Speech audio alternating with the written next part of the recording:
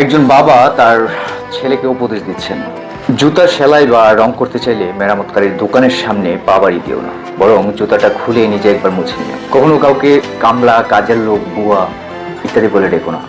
মনে রেখো, তারাও কারো না কারো ভাই, বোন, মা, বাবা। তাদের সম্মান দিয়ে দেখো। বয়স, শিক্ষা, পদ বা পদবীর দিক দিয়ে কেউ ছোট হলেও কখনো কাউকে ছোট করে দেখো না, নইলে তুমি ছোট হয়ে যাবে। পড়াশোনা করে জীবনে উন্নতি করো, কিন্তু কারো ঘাড়ে পা দিয়ে উপরে ওঠার চেষ্টা করো না।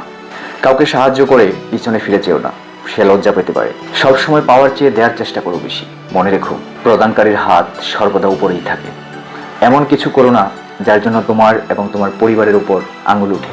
ছেলে হয়ে জন্ম নিয়েছো, তাই দায়িত্ব এড়িয়ে যেও না। তোমার কি আছে তোমার গায়ে লেখা নেই, কিন্তু তোমার ব্যবহারে দেখা যাবে তোমার পরিবার কোথায় আছে। কখনো মার কথা শুনে বউকে এবং বউয়ের কথা শুনে মাকে বিচারের কাঠগড়ায় দাঁড় করিও না। কাউকে ফেলতে